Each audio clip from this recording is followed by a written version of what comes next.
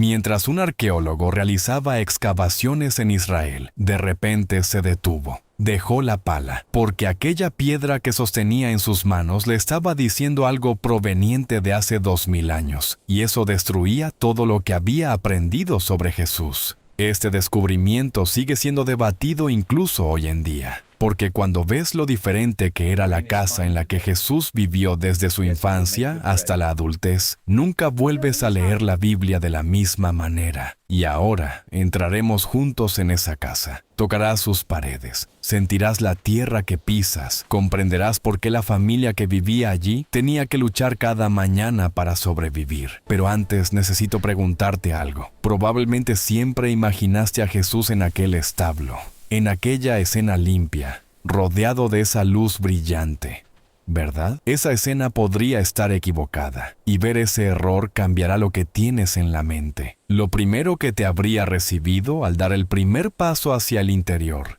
habría sido el olor.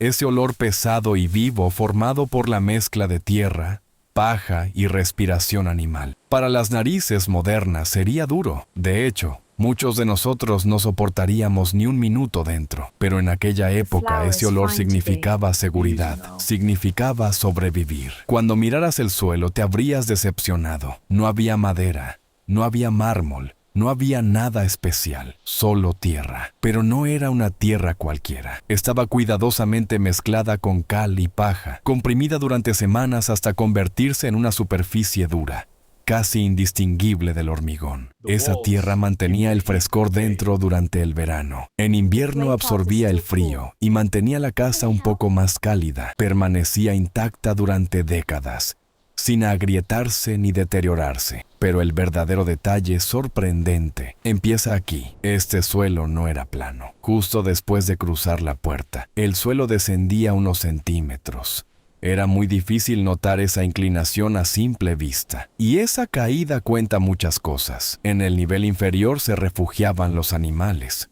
1 o 2 cabras, tal vez algunas ovejas. Por las noches, cuando el mundo exterior estaba oscuro y frío, la respiración de los animales calentaba el interior. Ese aliento cálido, húmedo y vivo subía lentamente y protegía del frío a las personas que dormían arriba. No era una coincidencia, era ingeniería. Había sido diseñado para protegerse del frío. Los inviernos de Galilea no son días fáciles de soportar. En Nazaret, la temperatura nocturna puede bajar de 0. En una casa bien construida, pasar la noche bajo el mismo techo que los animales era lo que marcaba la diferencia. En una casa mal preparada, esa diferencia podía separar la vida de la muerte. Así que cuando Jesús gateó, dio sus primeros pasos, se puso de pie y volvió a caer al suelo. La tierra bajo él estaba fría, pero viva. Estaba viva porque sostenía la vida de una familia. Cuando en la Biblia Jesús hablaba de los cimientos y de construir sobre una base firme, quienes lo escuchaban no sonreían, bajaban la cabeza, porque no era la primera vez que oían eso. Esa tierra estaba en sus cuerpos.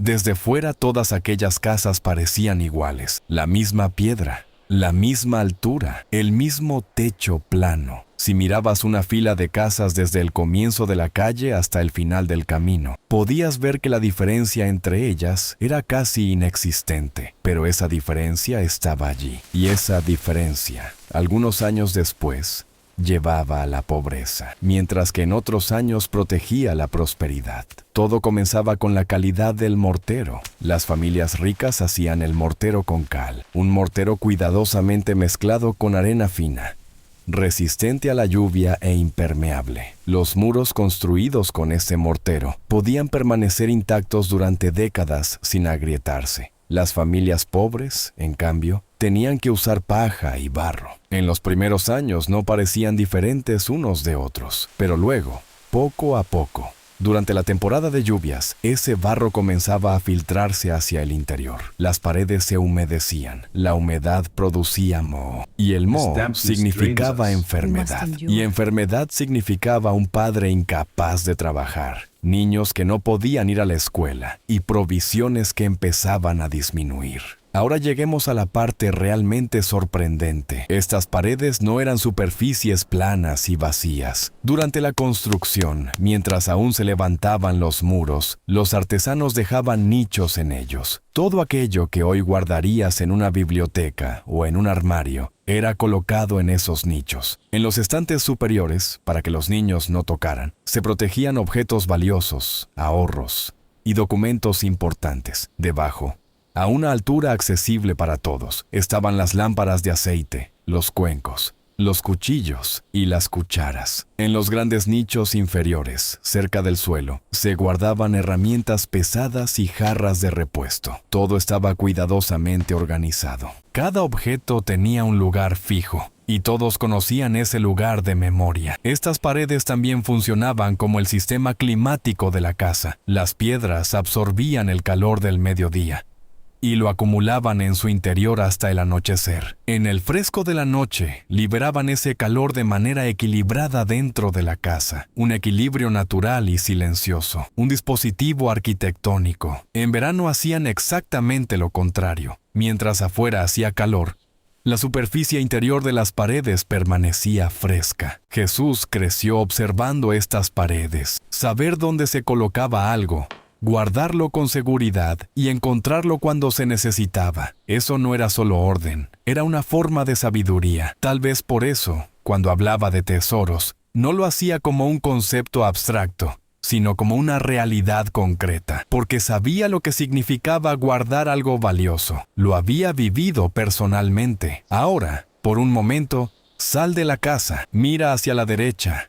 Allí está, apoyada contra la pared, una escalera estrecha, empinada y sin barandilla. Sus escalones estaban desgastados por los años de subir y bajar cada día. Incluso los niños trataban esa escalera como algo natural. Subir era tan simple como atravesar una puerta. ¿Y qué había arriba? Espacio real, un lugar abierto hacia el cielo. Amplio, de uso común para todos. El techo no era solo la cubierta de la casa, era el lugar más utilizado del hogar. Si entiendes su estructura, comprenderás por qué era tan importante. Primero, gruesas vigas de madera se extendían de un muro al otro.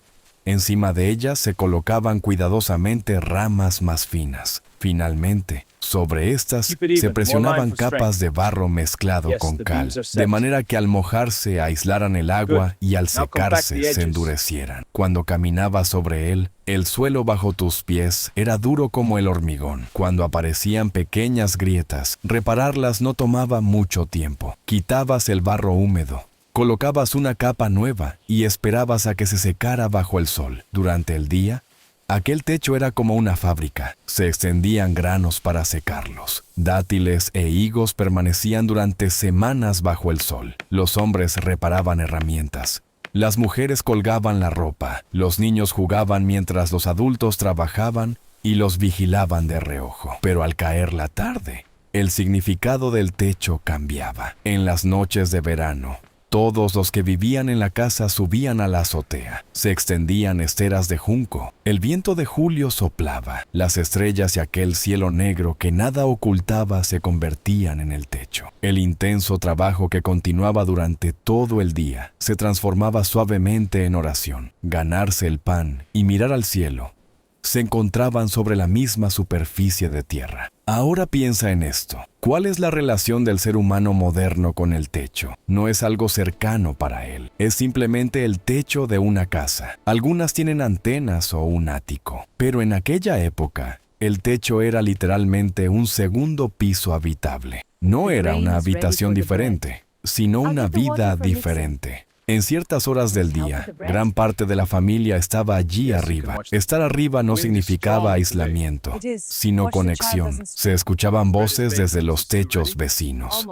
Se podía oír qué comía la familia de enfrente, qué discutían, cuál de sus hijos lloraba. Los techos no eran privados, pero eso no molestaba a nadie. Porque en aquella época la privacidad no vivía detrás de puertas cerradas, sino en el silencio y el respeto. Cuando en la Biblia se habla de conversaciones sobre los techos, de enseñanzas dadas allí, de momentos ocurridos en ellos, no es una coincidencia. Aquellos techos eran el lugar más seguro después del interior de la casa. Ahora quiero hacerte una pregunta. ¿Acaso Jesús también pasó noches en ese techo? ¿Habrá mirado las estrellas, apoyando la espalda sobre la azotea, pensando en lo pequeños y al mismo tiempo lo centrales que son los seres humanos dentro del universo? Tal vez uno de los sermones más grandes fue dado allí arriba, en silencio, sin que una sola boca se abriera. Ahora volvamos al interior de aquellas casas y demos cuenta de algo. No había muebles, no había mesas, no había sillas, no había camas,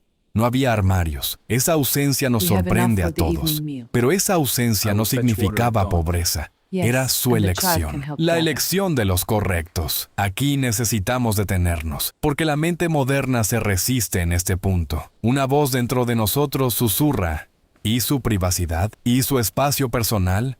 ¿Y sus necesidades individuales? Y la respuesta a esas preguntas es esta. En aquella época el concepto de necesidades individuales no existía como hoy. La familia era una unidad. Funcionaba como un solo organismo. Si uno tenía frío, todos tenían frío. El resfriado de una sola persona podía cambiarlo todo. Si alguien iba a comer, solo podía hacerlo junto con toda la familia. Eso no era una debilidad, sino una fuerza. Y esa mentalidad estaba reflejada completamente en la estructura física de la casa.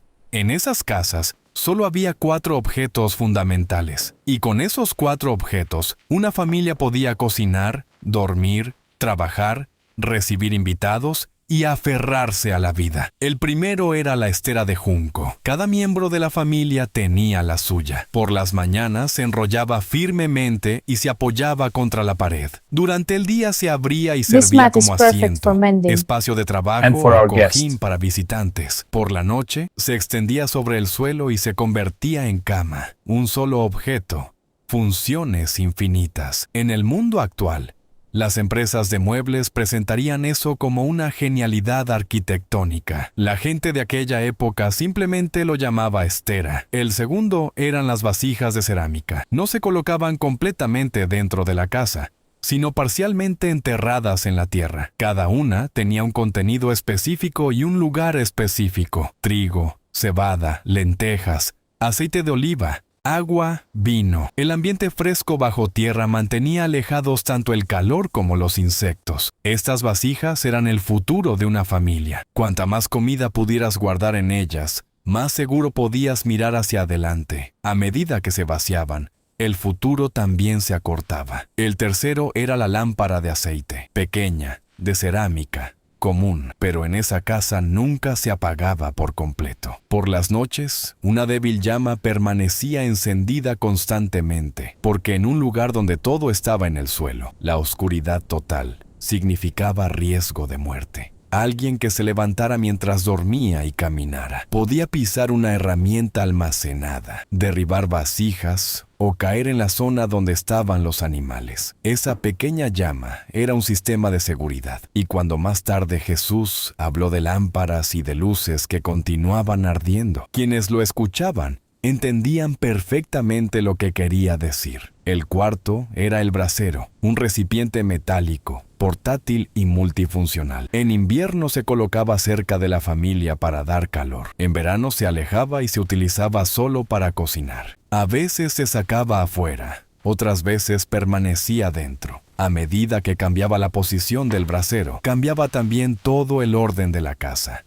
Era un centro alrededor del cual la gente se sentaba, comía, conversaba y contaba historias a los niños. En estas casas, el hogar realmente significaba el centro. Estos 4 objetos, toda una vida, nada innecesario, nada faltante. Ahora sal a la calle y mira aquellas casas alineadas. Todas parecen iguales, pero te digo algo, en esa calle algunas familias se acostaban con provisiones para 2 años, otras sin saber qué comerían al día siguiente. ¿Cómo surgía esa diferencia? Lentamente, de manera sigilosa, invisible. Comenzaba con la calidad del mortero dentro de las paredes. Un buen mortero mantenía el invierno afuera.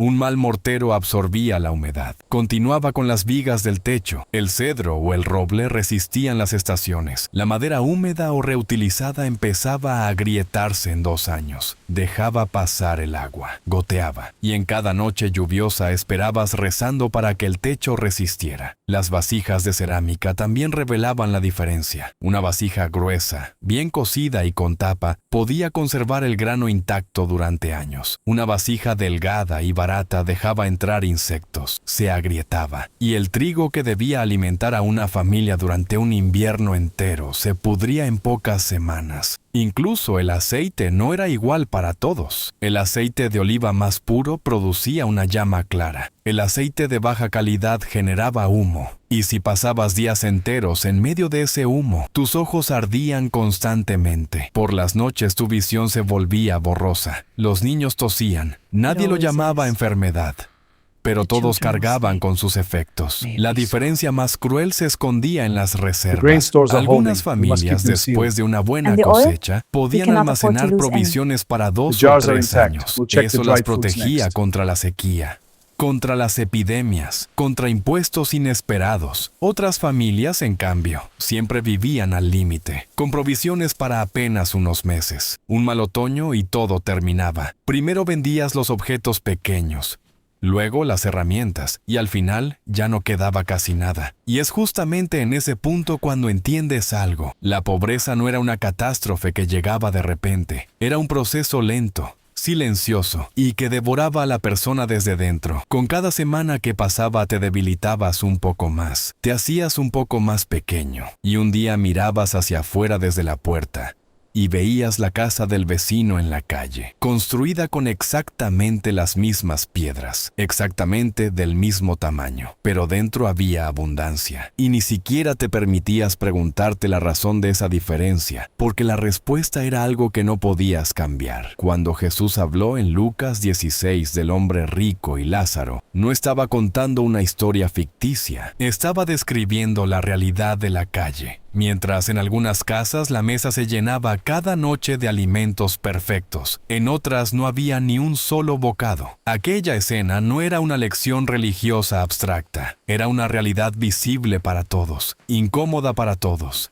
y que nadie podía resolver. Y Jesús habló desde dentro de esa realidad, no como un Dios abstracto, sino como alguien que creció sobre un suelo de tierra, que vio cuando las vasijas empezaban a vaciarse, y que se preguntó en los días de lluvia si el techo dejaría pasar el agua. Ahora da un paso atrás y piensa en esto. ¿Qué cosas podía aprender un niño que vivía dentro de esa casa? No había habitaciones, no había puertas, no había privacidad, todo estaba abierto, todo era visible, todo era compartido. Los niños aprendían dónde debían pisar, aprendían que era peligroso, entendían cuándo debían guardar silencio, aprendían a cuidar a los animales, aprendían hasta qué punto podían acercarse al fuego, aprendían cuándo abrir la tapa de las vasijas, aprendían cómo enrollar la estera. No había maestros, no había lecciones, pero aprendían todo. Aprender a abrir la tapa de una vasija por la mañana era, en realidad, aprender a leer la escasez y la abundancia. Aprender a sentarse alrededor del fuego era, en realidad, aprender a estar juntos. Aprender a enrollar la estera era, en realidad,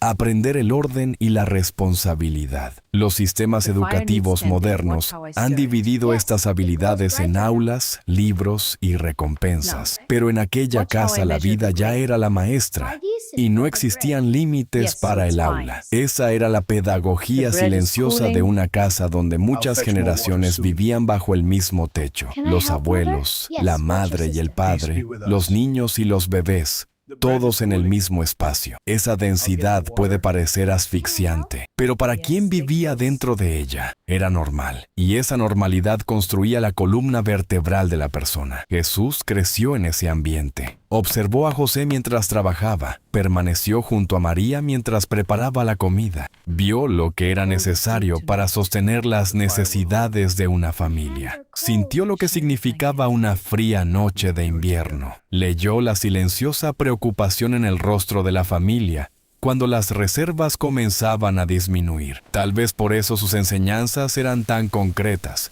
Habló de semillas y de grano, habló de encontrar pan, Explicó lo que las personas necesitaban y cómo esas necesidades podían ser satisfechas, no de manera abstracta, sino tangible, vivido dentro del cuerpo. Si las paredes de una casa pudieran hablar, ¿qué dirían? Tal vez esto: todo lo importante cabe en un espacio pequeño. La verdadera seguridad no viene de afuera, sino de adentro. Y mientras una familia pueda mantenerse unida, incluso un suelo de tierra es suficiente. Ahora, por un momento, cierra los ojos. Es temprano por la mañana. Nazaret apenas está despertando. El sol aún no ha salido detrás de las montañas, pero el cielo brilla en ese breve intervalo entre el morado y el azul. Un ligero humo se eleva desde una puerta. A lo lejos se escucha la voz de un niño. Alguien sube al techo por las escaleras. Una mujer levanta la tapa de la vasija de grano. La vida cotidiana comienza, sin discusión y de manera ordinaria. Y justo en medio de esa normalidad, la historia está girando. Quédate en el umbral de esa puerta. Detrás hay un mundo ruidoso, complejo y digital. Delante de ti están ese simple suelo de tierra, esas paredes de piedra, esos 4 objetos y la vida de aquella familia. Y entiendes algo: el Hijo de Dios no eligió un palacio, no eligió altas columnas, pisos de mármol ni cortinas adornadas. Eligió aquella casa donde entraba y salía el viento de Galilea, donde el aliento de los animales daba calor y donde se dormía sobre esteras. Esto no es una coincidencia, es un mensaje, y ese mensaje sigue vigente. Porque incluso hoy, más de la mitad del mundo vive más cerca de aquellas antiguas casas. Todavía intenta hacer mucho con pocos recursos. Todavía se duerme pensando en cuándo se acabarán las reservas. Y el consejo que Jesús les dio no lleva la voz de un palacio, sino una voz que surge desde un suelo de tierra. Los veo. Sé dónde están. Yo también vengo de allí. Si la salvación surgió de aquella casa, entonces la sencillez no significa carencia, sino una elección consciente. Si las enseñanzas más grandes tomaron forma sobre ese suelo de tierra, entonces el suelo importa. Si una vida entera pudo vivirse con esos 4 objetos, entonces todo lo que poseemos es suficiente. Toma hoy la Biblia en tus manos. Abre cualquier página. Y ahora imagina aquella casa en el fondo, ese suelo, esas paredes, esas vasijas, esa lámpara, y comprenderás que estas palabras no son simbólicas, son palabras nacidas de la vida real, sobre tierra real, pronunciadas por alguien que conoció el hambre verdadera y el frío verdadero. Aquella casa todavía habla. Detente y escucha, porque esa voz todavía está aquí. Si este contenido fortaleció tu fe y te permitió ver la Biblia con otros ojos, comparte este video con al menos una persona. Tal vez esa persona también llevaba mucho tiempo queriendo hacer esta pregunta. No olvides suscribirte al canal porque cada semana producimos contenidos históricos y espirituales profundos como este. Nos vemos en el próximo video.